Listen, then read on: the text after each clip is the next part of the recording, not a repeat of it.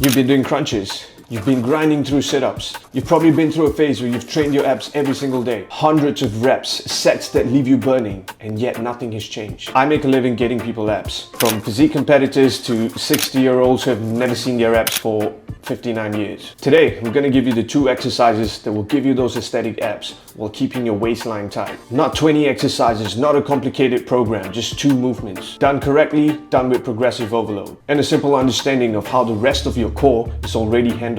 I've spent years in the trenches with real people, not athletes with perfect genetics, not fitness influencers, regular people who came to me frustrated, confused, and fed up with programs that promise results but deliver nothing. Over 100 of these clients have seen their abs for the first time. Not because I gave them some secret exercise, because I stopped giving them what the fitness industry said to do, and started giving them what the science actually supports. The research is clear on this, and once you understand the principles behind why these 2 movements work, you'll never waste time on ineffective ab training again. Let's get into it. Here's what most people are missing. The number 1 driver of muscle development in any muscle, including your abs, is contraction intensity. Not a burn, not volume. It's the intensity of contraction. Your abs are a skeletal muscle. They're not some special magical tissue that needs to be trained differently from your quads or your chest. The research shows that the fiber type distribution in your core is almost identical to your quadriceps. Roughly 50% slow twitch, 50% fast twitch. So why you're training them with sets of 30 unloaded crunches? If I told you the best way to build your quads was to do wall sits every day, you'd laugh at me. But that's essentially what endless planks and bodyweight crunches are for your abs. They build endurance. They don't build a muscle size and strength that creates the visual aesthetic midline you're after.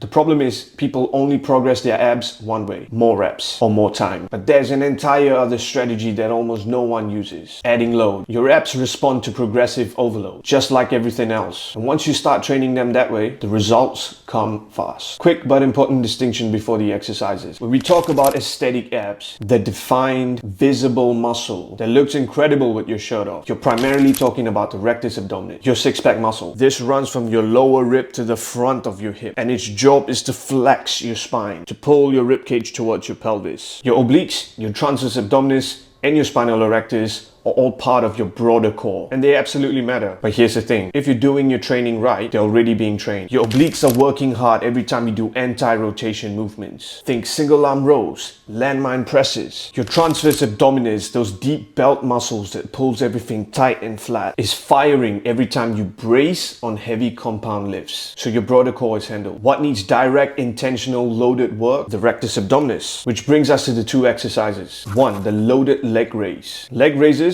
are one of the most underrated and underloaded ab exercise in existence. Most people do this hanging from a bar, body weight only, until their hip flexors give out. That version has its place, but that's not how you build the rectus abdominis you're after. Here's why the movement works so well. When done correctly, the leg raise forces your rectus abdominis to control the position of your pelvis as your legs lower and raise. It creates a long moment arm depending on how far out your knees are extended, meaning your abs are working hard throughout the entire range of motion. I start most of my clients on a flat or a declined bench to create the awareness of drawing the pelvis into the rib cage, creating that lumbar flexion. Move on to the hanging raise once you've mastered this. How to progress a raise: add ankle weights to increase the resistance progressively. Use a cable attachment at your feet. Hold a dumbbell between your feet, or progress the leverage from bent knee to straight leg as you get stronger. Key coaching cues: think about pulling your lower ribs into your hip bones. That's your rectus abdominis contracting, not your hip flexors taking over. Control your eccentrics. The lowering phase is where you mitigate swing, and there's loads of hypertrophy outcomes from lengthening muscles. Do not let your lower back arch away. The moment it does, your abs have stopped working and your hip flexors are taking over. So how do you add this to your program? Work in the 8 to 15 rep range with the load that forces you to fight. When you can complete all the reps with perfect form, you add weight. That's it. That's progressive overload. Exercise 2, cable lat crunch on a lat pull down machine. This is the loaded version of what everyone's already doing with bodyweight crunches, except this version works for several reasons. Sitting on the bench and allowing your spine to wrap around the pads reduces compensation from the hip flexors and brings awareness to your spine's natural curve, which directly targets the abs. The cables provide constant tension, the load is easily adjustable, and it doesn't put your spine in a dangerous position the way a heavy loaded sit-up might. So the setup: attach ropes to the lat pull down pulley, sit facing away from the lat pull down stack, and wrap your spine around the pad. Now hold the ropes to the side of your head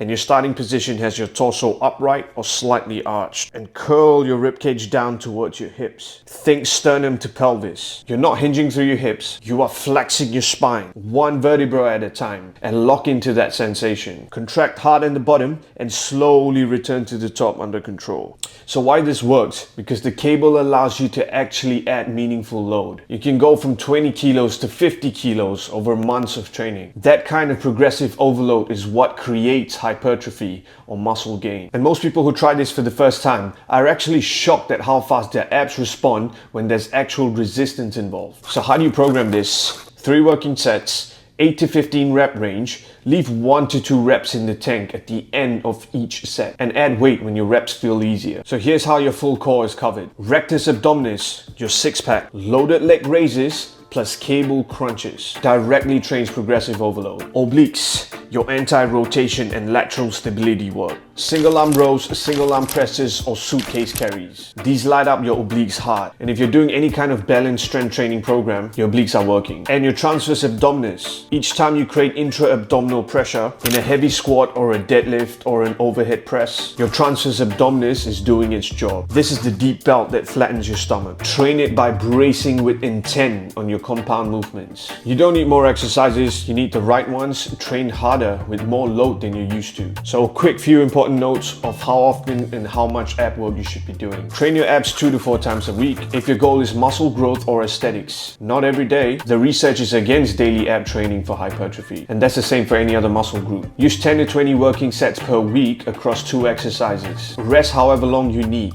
60 seconds to 2 minutes is standard.